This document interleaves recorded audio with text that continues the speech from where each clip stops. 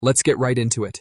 Number 7. The "I swear someone called my name" phenomenon. Picture this. You're minding your own business, cutting tomatoes like a responsible adult, when suddenly, someone whispers your name. Soft, mysterious, dramatic. You whirl around like you're in a low-budget thriller, and nothing, just your fridge humming like an anxious bee. Congrats, your brain has officially gaslit you. This weird little moment, hearing your name when no one actually said it, isn't just your imagination auditioning for a horror movie. It can be a sign of auditory hallucinations, which show up in several mental health conditions when the brain misfires during perception. Think of your auditory cortex as a group chat where someone hits reply all even though nobody asked them to. Your brain generates the sound internally but forgets to label it "from me," so you assume it came from the environment. Sometimes this happens with stress, trauma, or sleep deprivation. Other times, it's your inner monologue trying to upgrade itself to surround sound. Researchers say your brain is so wired to recognize your own name because survival, attention, ego, all that good stuff, that even a stray internal thought can get misinterpreted as external speech. The creepy part?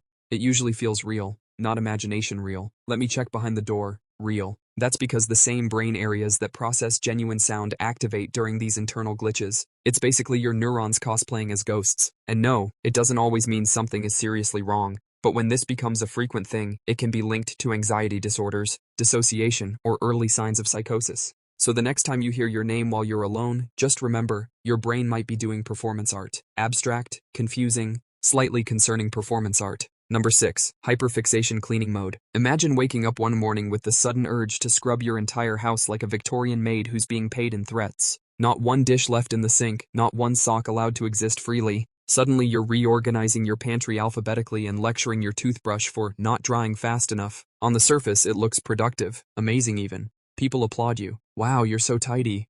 No, you are not tidy. You are possessed by a psychological entity known as anxiety-fueled hyperfixation, which turns you into a cleaning tornado whenever your emotions exceed the storage capacity of your mind. Sometimes it's ADHD, sometimes it's OCD, sometimes it's depression reaching its "I must control something" stage. Cleaning gives your brain a fake sense of order when everything else feels like a dumpster fire. It's like emotional tax fraud. Illegal, but temporarily relieving. Your brain loves a distraction. It says, hey, instead of dealing with your spiraling thoughts and impending doom, what if we, detail the microwave? Think about it. We could scrub the ceiling. We could organize the spice rack by color. We could become a household demigod. There's dopamine involved too. Small hits that trick you into thinking you're making life progress. But it's often a coping mechanism wrapped in productivity cosplay. Hyper-cleaning can show up when your thoughts are racing, when you're avoiding feelings, or when your anxiety decides to stage a coup in your nervous system. So if you've ever found yourself wiping down the top of the fridge at 2 a.m., like you're auditioning for a cleaning product commercial,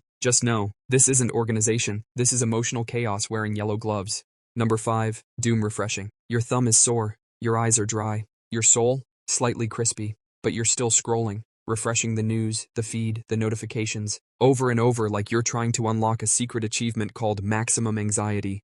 This delightful behavior is known as doom refreshing, and yes, it's exactly as mentally healthy as drinking 3-day-old coffee you found behind the microwave. You're not searching for information, you're searching for control. Your brain believes that if it just keeps checking, it can somehow predict or prevent disaster. Spoiler, it cannot. Your brain is lying. Psychologists call this a hypervigilance loop, and it shows up in anxiety disorders, PTSD, and chronic stress. Basically, your nervous system behaves like an overworked security guard who keeps checking the same empty hallway every 5 seconds. No threat. Check again. Still no threat. Check again. Maybe the threat is shy. The reward system gets involved too. Every time you find something new, an update, a message, a headline, your brain gives you a tiny dopamine pat on the head. Good job staying alert, champ.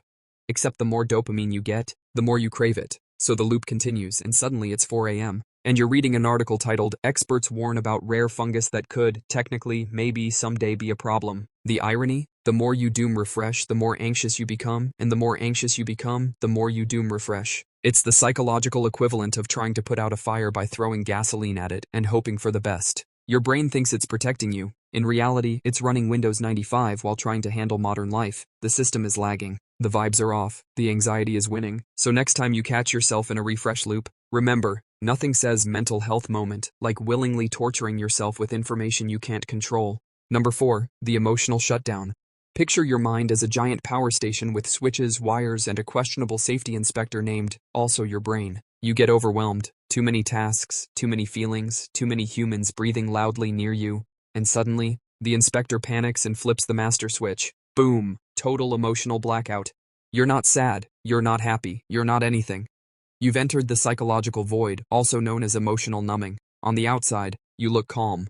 On the inside, you're basically a phone on 1% battery refusing to open apps.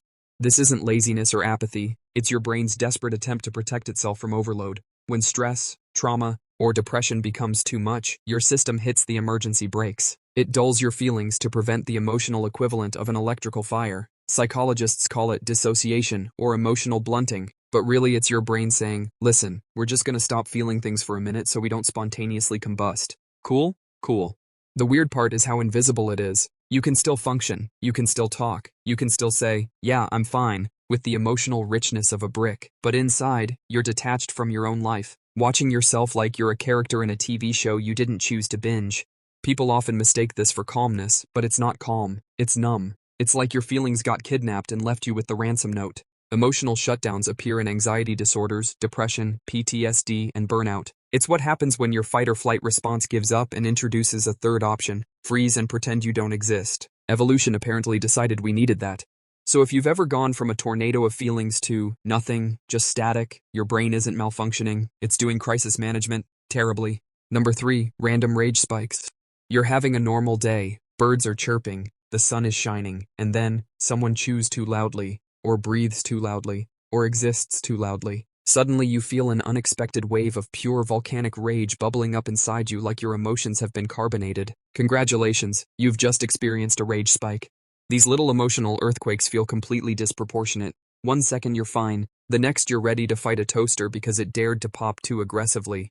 This isn't you being dramatic. This is your nervous system misfiring like an old car trying to start in cold weather. Rage spikes can show up in anxiety disorders, depression, PTSD, ADHD, and especially in people carrying unprocessed stress. When your brain is running on fumes, the smallest irritation can feel like a threat. Your amygdala, the fight or flight panic button, basically says, "Oh, we're overwhelmed? Activate battle mode, attack the nearest air molecule."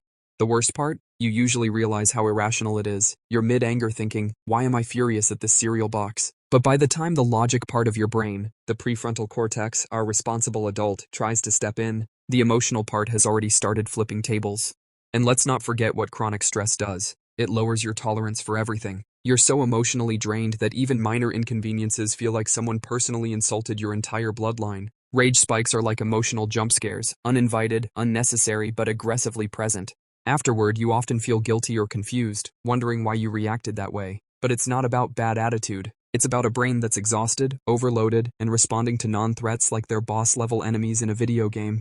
So if you've ever felt a sudden burst of disproportionate anger because someone asked you a perfectly normal question, just know, your brain wasn't angry at them, it was angry at everything, and they were simply the unlucky trigger. Number 2, zoning out into another dimension. There you are, staring at a wall, a cup, a spoon, a random corner of your room, doesn't matter. Your eyes are open, but your brain? Gone. It has left the chat. You have entered the dissociation dimension, where time is fake, responsibilities don't exist, and you question how long you've been standing in the kitchen holding a piece of bread like it's a portal to Narnia.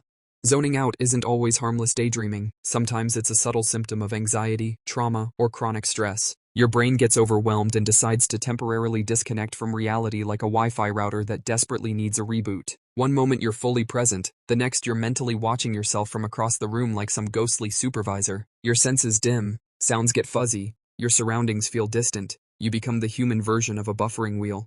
Psychologists call this depersonalization or derealization, a fancy way of saying your brain is hitting the eject button because life is too much right now. It's a protective mechanism, but not a very convenient one. Imagine being in a conversation and suddenly forgetting how conversations work. Someone says, "What do you think?" and your soul is like, "Hold on, I need to rematerialize."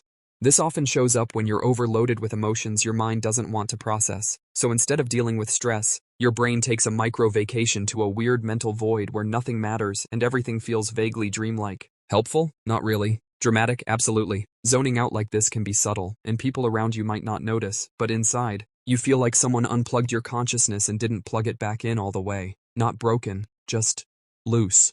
So if you've ever stared at nothing for so long you questioned your own existence, congratulations, your brain is using its least glamorous coping skill. Number 1, the over-apology spiral. You bump into a chair, you apologize, someone else bumps into you, you apologize, a cloud moves slightly too aggressively in your direction, You apologize. Welcome to the over-apology spiral, where your mouth says sorry more often than your brain says, I'm tired. This isn't just politeness gone wild, it can be a major sign of underlying anxiety, trauma, or people-pleasing tendencies connected to low self-esteem. Your brain is basically convinced that you are one minor inconvenience away from ruining everyone's life, so it tries to pre-apologize for your existence just in case. Over-apologizing comes from a mental strategy called appeasement behavior, which is common in those who experienced unstable environments, emotional neglect, or situations where conflict felt dangerous. Your nervous system learned that staying small, agreeable, and constantly accountable was the safest way to survive. And while that made sense back then, now you're out here apologizing to inanimate objects like a confused diplomat. The psychology behind it is surprisingly dramatic. Your brain is running worst-case scenario simulations at all times. It's terrified of being disliked, judged, or causing discomfort, so it throws out apologies like confetti just to smooth the air. Even when nothing happened, you're not being nice. You're being preemptively defensive. And it doesn't help that guilt is a powerful emotion. When your self-worth is shaky, your brain automatically assumes you're at fault, even for things completely beyond your control. Traffic jam? Sorry. Printer jam? Sorry. Someone else's bad mood? Sorry. Earthquake? Somehow? Sorry. But here's the twist. The more you apologize, the smaller you feel. The smaller you feel, the more you apologize. It's like your self-esteem is stuck in a shrinking machine run by a hyperactive perfectionist. Breaking out of it means recognizing that not every awkward moment needs a confession. Sometimes, oops, or, excuse me, or, that wasn't my fault at all actually, is enough. Apologies lose their meaning when you use them like punctuation marks. So if you've ever ended a conversation realizing you said sorry 5 times more than necessary, it might not just be a quirk, it might be a sign your brain is operating on survival mode long after the threat is gone. That's all for today. I'll be making similar videos in the future. Subscribe to see them.